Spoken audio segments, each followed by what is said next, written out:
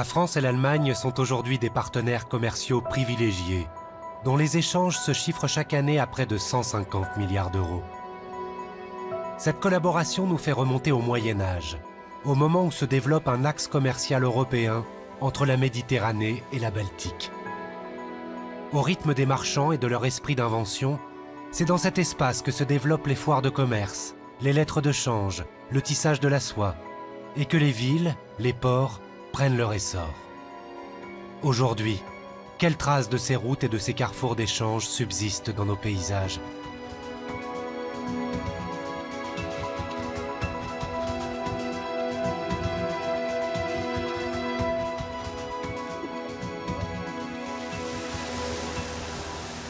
Aérodrome de Saint-Laurent-du-Médoc.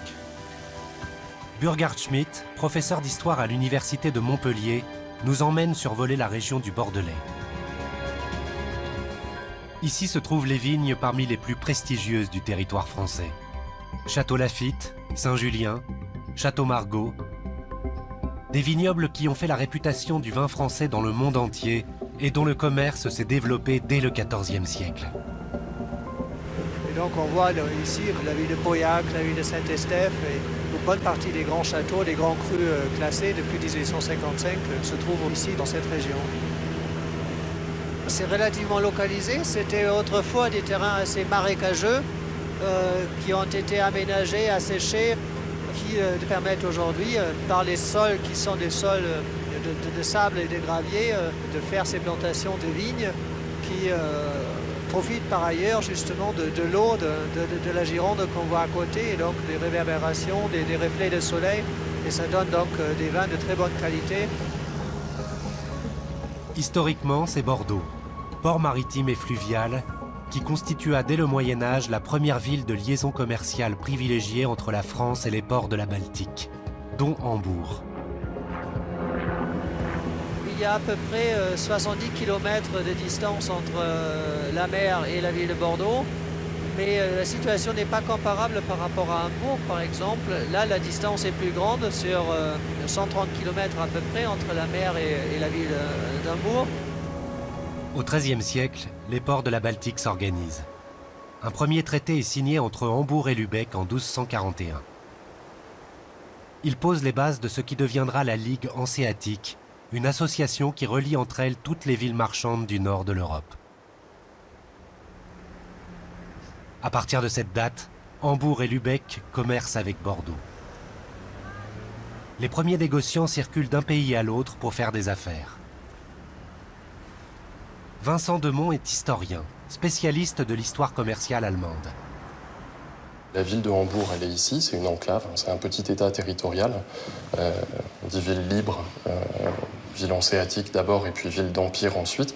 Ça veut dire qu'elle dépend immédiatement de l'empereur, qu'elle n'est pas soumise aux états territoriaux voisins. La ville de Hambourg a comme revendication de percevoir les dernières douanes sur l'Elbe. Le fait de mettre des balises et des bouées tout le long de l'estuaire, c'est aussi une manière d'affirmer que l'estuaire lui appartient à elle. L'enjeu économique est tel que des tensions apparaissent rapidement entre les communes des rives de l'Elbe.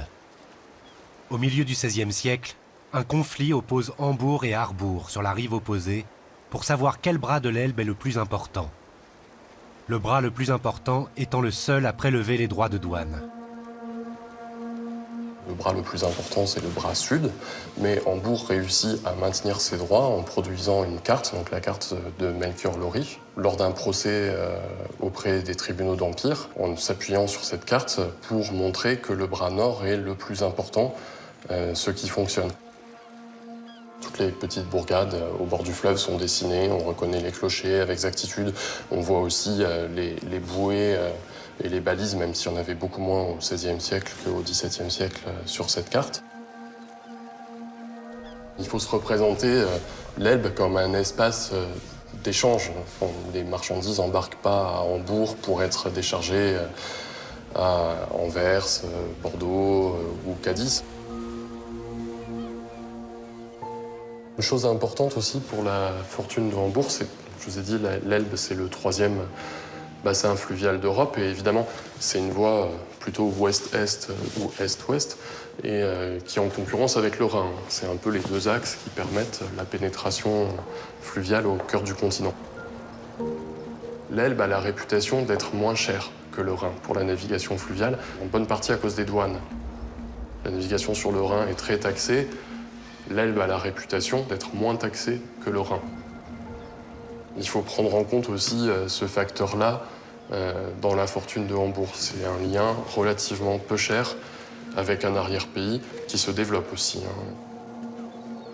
La bourse est un lieu de commerce immatériel. C'est défini comme ça, c'est une place avec des chaînes pour empêcher les voitures de marchandises d'y accéder. Donc les marchands viennent négocier des marchandises qui ne sont pas là.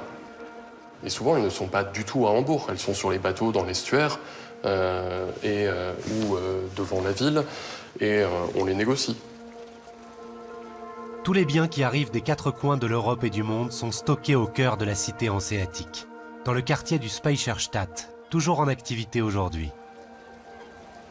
On y trouve des épices, du café, du cacao, ainsi que le plus grand stock de tapis d'Orient au monde. Le commerce avec la France, en fait, il se développe dans ce contexte plus large d'échanges entre Europe du Nord ou Europe baltique et Europe méridionale. Le commerce, il se développe petit à petit au cours du XVIIe siècle. Alors il y a le sel quand même, qui est un bien d'exportation important. On a besoin du sel pour conserver les aliments. Donc il y a du sel qui vient par exemple de La Rochelle. Et puis il y a le commerce du vin, bien sûr, qui se développe au cours du XVIIe siècle.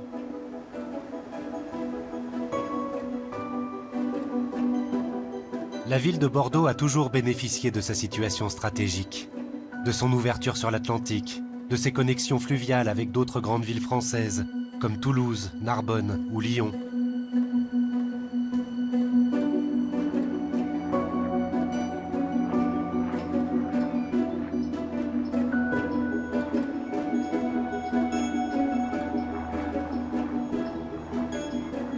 Bordeaux était une cité, elle est beaucoup plus ancienne que la ville d'Hambourg. C'était un lieu stratégique. Ça, c'est un peu comparable par rapport à Hambourg, parce que c'était, je dirais, un endroit où plusieurs fleuves se rejoignaient. Hambourg, c'est un peu pareil. C'était un endroit qui permettait un croisement des voies de circulation. Et c'était donc un endroit stratégique sur des voies de commerce de l'époque. Et la ville a été construite pour cette raison à cet endroit-là. Et donc là, des deux côtés, on trouve les mêmes raisons qui sont à l'origine de la construction des villes. Dans le plus ancien droit maritime de la ville d'Hambourg, qui date du début du XIIIe siècle, le commerce du vin venant de France est déjà mentionné. Alors que ce n'est qu'un siècle plus tard que la ville de Bordeaux prend véritablement son essor.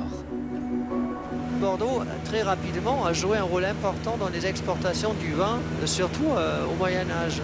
Donc au XIVe siècle, et à un moment donné, le port de Bordeaux avait, au Moyen-Âge, 900 navires qui étaient juste chargés de l'exportation et du négoce du vin. Donc c'était très important à cette époque-là. Le vin se transportait essentiellement par mer. La navigation par voie maritime ou aussi la navigation fluviale était beaucoup moins chère et beaucoup plus sûre d'une certaine manière que le transport des marchandises par terre. À partir de la fin du XVIIe, la ville portuaire se retrouve en première ligne sur la côte atlantique pour commercer avec l'Amérique. L'essentiel de la richesse des négociants bordelais vient à cette époque d'un autre trafic, la traite négrière. Un trafic triangulaire d'esclaves se met en place. Les bateaux partent d'Europe échanger des marchandises contre des captifs sur les côtes africaines, avant de mettre le cap sur l'Amérique du Nord, l'Amérique du Sud ou les Caraïbes, où ils seront vendus en échange de matières premières et de lettres de change. 150 000 captifs africains sont ainsi déportés vers les Antilles françaises. Cette époque est restée tristement célèbre dans l'histoire de la ville. On parle d'âge d'or économique, tant Bordeaux et son port ont bénéficié de ce sombre trafic. Bordeaux était le port le plus important du royaume à ce moment-là. Et essentiellement, il jouait un rôle très très important dans l'importation des denrées coloniales qui venaient des Indes, des Antilles et d'autres régions. Donc c'était le sucre, l'indigo, le café, le cacao, le tabac, la cochinchille. Enfin, tous ces produits ont joué un rôle important dans le commerce. Cette richesse s'est reflétée dans la construction de la ville elle-même parce qu'avec plus d'argent disponible, on avait plus de moyens aussi pour embellir la ville, pour l'agrandir, pour la faire sortir des anciennes fortifications. La ville se transforme. Les remparts sont détruits et la ville médiévale disparaît au profit d'une cité moderne avec de larges avenues et des allées plantées de grands arbres. Entre le XIVe et le XVIIIe siècle, le nombre d'habitants est multiplié par 4, passant de 30 000 à 120 000. Oui, là on voit bien le cœur de l'ancienne ville, avec la place de la Bourse, la cathédrale Péberlan, et sur le côté un peu droit, le quai des Chartrons, avec justement toutes ces maisons de négoce du vin qui se sont établies là au XVIIe et XVIIIe siècle. Et l'emplacement de l'ancien port de l'époque moderne. Ce qu'on appelle aujourd'hui le port de la Lune, parce que c'est sous une forme de demi-lune, si on regarde le fleuve à cet endroit-là. C'était vraiment l'endroit où amarraient tous les grands bateaux de commerce, où se trouvaient les négociants, tout le commerce qui était concentré à partir du XVIIe siècle. Au XVIIIe siècle, l'emplacement stratégique de Bordeaux pousse les négociants européens, notamment issus des villes portuaires du nord de l'Allemagne, à venir s'y installer. Les commerçants allemands se sont installés directement, enfin pour la plupart, justement, le long des quais, donc directement au bord du fleuve. C'était vraiment bien important d'être directement au port, là où toutes les marchandises étaient déchargées et chargées, etc. Donc ils se sont installés pour l'essentiel là. Et puis dans l'ancien centre de la ville, dans la maison Meyer par exemple, elle est juste, on la voit, elle est pas très loin des Chartrons, mais au cœur même de la ville, donc où ils ont établi leur grande maison assez prestigieuse, et on les voit encore aujourd'hui sous cette forme-là. Les grandes familles commerçantes et marchandes ont souvent essayé de procéder par un système de relations familiales. Donc ils ont envoyé leurs enfants en apprentissage, ou ils les ont mariés avec des commerçants ou négociants sur place. Et donc ils ont créé par ce biais-là un système de relations familiales qui s'est étendu sur une bonne partie de l'Europe. Les relations entre ces familles ont fonctionné dans les deux sens, de la France vers l'Allemagne, mais aussi de l'Allemagne vers la France. En 1715, la communauté allemande de Bordeaux compte 19 négociants. Ses représentants les plus célèbres sont sans doute les familles Schröder et Schiller, propriétaires d'une société commerciale du même nom. Ensuite, au XVIIIe, comme les Schröder-Schiller, ont eu, là on voit juste par-dessus, installer leur maison de négoce à cet endroit-là. Et par la suite, plus tard, un certain nombre d'entre eux ont acheté des châteaux dans le Médoc ou ailleurs. Ça, c'est le château Kirwan qui appartient à la famille Schröder-Schiller. C'est une des grandes familles d'origine allemande qui est restée dans la région et qui joue toujours un rôle très très important dans le négoce du vin avec l'Europe du Nord. Au XVIIIe siècle, certains intellectuels bordelais questionnent l'éthique du commerce triangulaire. Ils se positionnent contre l'esclavage et la traite négrière. C'est le cas du philosophe Montesquieu, depuis son château, au sud de Bordeaux. Voilà le château de la Brède, il est sur la droite, là, vous le voyez. C'est le château du philosophe très connu Montesquieu. Il est parti sur une idée aussi d'une certaine solidarité entre les êtres humains qui travaillaient dans ce domaine du commerce. En gros, on peut dire qu'à partir du XVIIIe siècle, le monde est devenu beaucoup plus vaste. Et c'était grâce en partie à l'extension des relations commerciales. Au fil des ans, le port de Bordeaux va perdre de son importance. Aujourd'hui, l'activité du port reste très restreinte. La réputation de la ville repose principalement sur son rôle de capitale française du vin. Plus de 700 millions de bouteilles sont produites dans la région chaque année. Environ 250 000 hectolitres sont exportés tous les ans vers l'Allemagne, qui figure parmi ses principaux clients en Europe. De son côté, Hambourg a profité du commerce triangulaire au XVIIIe siècle en redistribuant des denrées comme le sucre, le café, le cacao et le tabac dans les territoires européens. À partir du XIXe siècle, la ville hanséatique a continué son ascension. Le port de Bordeaux, depuis le XVIIIe siècle, ne s'est pas développé comme l'a fait par exemple le port de Hambourg, qui est devenu un des plus grands ports du monde, qu'il était déjà à la fin du XVIIIe, à l'époque de la Révolution française et au début du XIXe, mais qu'il est encore aujourd'hui. C'est un des plus grands ports de conteneurs du monde, alors que Bordeaux, c'est un petit port à l'échelle internationale aujourd'hui, qui a perdu toute son importance qu'il avait au XVIIIe siècle. Il faut savoir par exemple qu'une des grandes activités de la ville d'Hambourg et de la ville de Bordeaux au XVIIIe siècle, c'était toutes les activités qui étaient liées au port. Donc il y avait dans Hambourg 25 000 personnes qui étaient juste chargées à la fin du XVIIIe siècle de décharger les bateaux, de les recharger, de faire tout un tas de travaux qui étaient liés à cette activité. Aujourd'hui, naturellement, c'est beaucoup moins important. Beaucoup de choses sont automatisées. Vous voyez les grands porte-containers se déplacer d'un endroit à l'autre, mais c'est plus des personnes physiques qui transportent telle ou telle chose. Aujourd'hui, le port de Hambourg est toujours intégré à la ville. Il est devenu la plaque tournante du commerce avec l'Europe de l'Est et du Nord et génère encore plus de 150 000 emplois dans la région.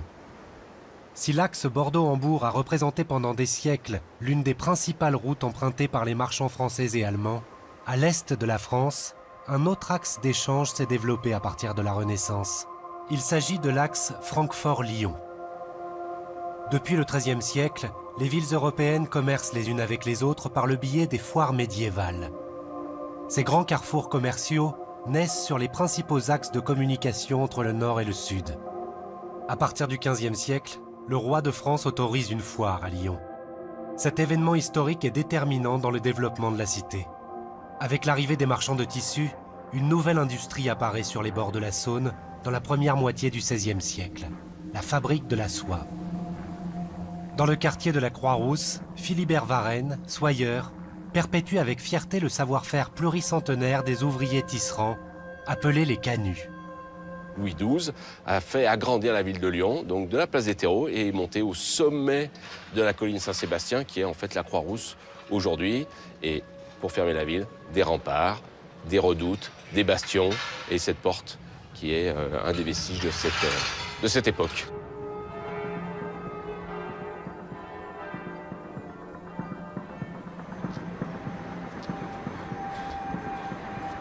La Croix-Rousse, c'était principalement cette rue où nous nous trouvons, la grande rue de la Croix-Rousse, qui était en fait la voie du Rhin, qui était une des voies commerçantes les plus importantes pour alimenter la ville de Lyon en victuailles, en marchandises.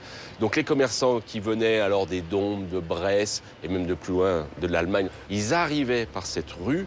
Et autrefois, la ville de Lyon a été fermée par des remparts et on n'ouvrait les portes que le matin. Tout autour, c'est la campagne. Et cette campagne, eh bien, elle va être colonisée, si je puis dire, construite au moment où les canuts vont arriver, c'est-à-dire au début du 19e. Et ça correspond aussi à l'époque où Jacquard a inventé sa mécanique et tout d'un coup, les métiers à tisser, eh bien, ils mesurent jusqu'à 4 mètres. Donc, il faut construire des immeubles avec des étages de 4 mètres pour pouvoir installer à l'intérieur les métiers à tisser. Les larges fenêtres des ateliers laissaient passer la lumière et permettaient aux canuts un travail de précision. On est sur un métier à bras équipé d'une mécanique Jacquard. Donc la sélection des fils qui se lèvent dans la chaîne est pilotée par la carte perforée qui se trouve au sommet du métier avec la mécanique Jacquard. Chaque fois que je vais appuyer sur la pédale, je vais avoir des fils qui se lèvent.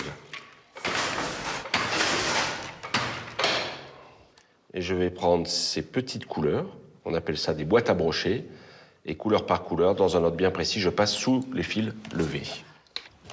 C'est un tissu broché, c'est un tissu typiquement du XVIIIe siècle français. Les canuts, qui sont des maîtres tisseurs, sont propriétaires de leur métier à tisser. Et les métiers sont dans les appartements. On habite et on travaille. Donc on va construire des immeubles où on va vivre et on va travailler. Et c'est notamment à la Croix-Rousse que ça va se développer. Devant nous, on a vraiment un immeuble de canuts. Les fenêtres sont très hautes. Vous n'avez pas la place entre deux fenêtres de mettre des volets. Donc il faut imaginer, il n'y a pas de volets. Vous regardez, il n'y a pas de garde-corps aux fenêtres. Pas de décoration. Donc c'est du fonctionnel. C'est typiquement un immeuble atelier. Il pouvait y avoir jusqu'à 40 métiers à tisser sur cet immeuble.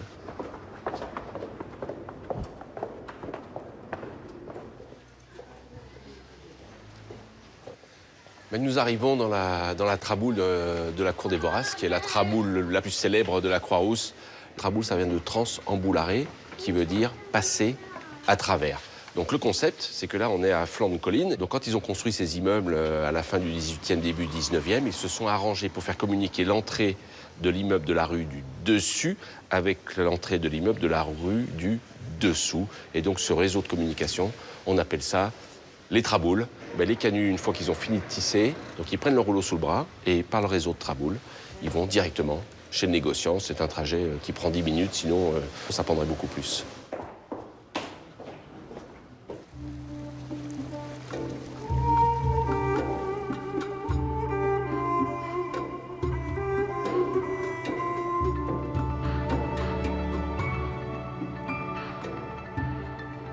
Lyon est la plaque tournante des produits venant d'Italie, de la péninsule ibérique ou du Levant, qui sont ensuite revendus à Francfort pour atteindre les pays du nord de l'Europe.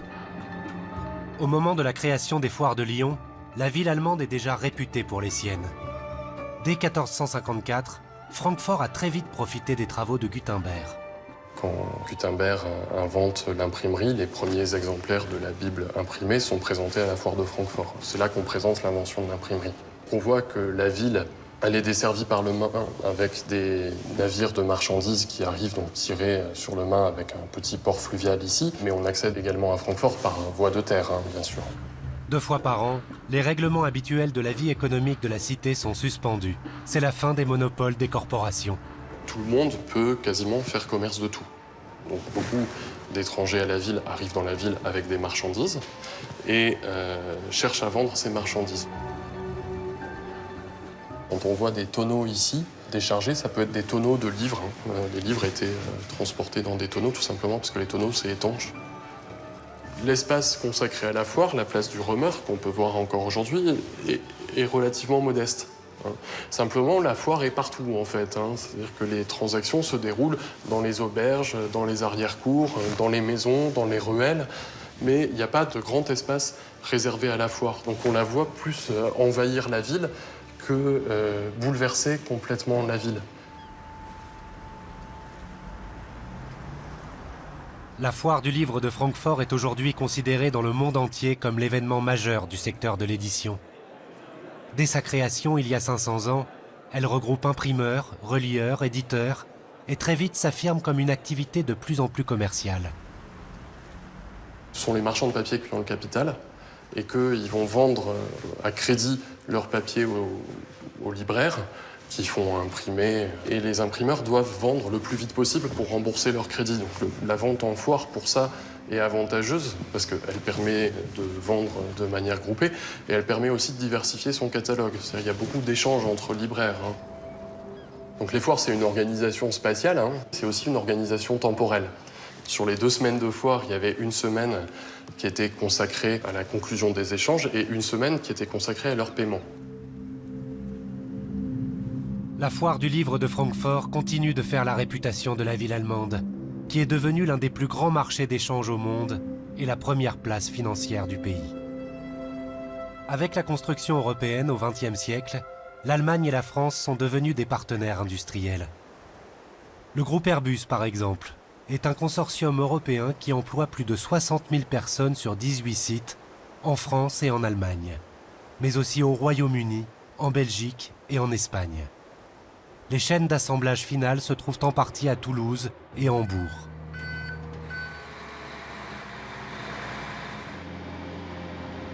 Maintenant, l'EADS et la construction de l'Airbus, ça se fait pour l'essentiel à la fois à Hambourg, donc le long de l'Elbe d'ailleurs, donc c'est très près de la ville, et à Toulouse. C'est les 2 hauts lieux de cette construction. À Bordeaux, bon, il y a des petites choses et surtout on transporte sur le fleuve certaines parties de l'avion, mais Bordeaux en tant que ville n'a plus de très grand impact là-dedans. Par contre, les relations franco-allemandes sur ce plan-là industriel sont très fortes et traditionnellement très, très fortes.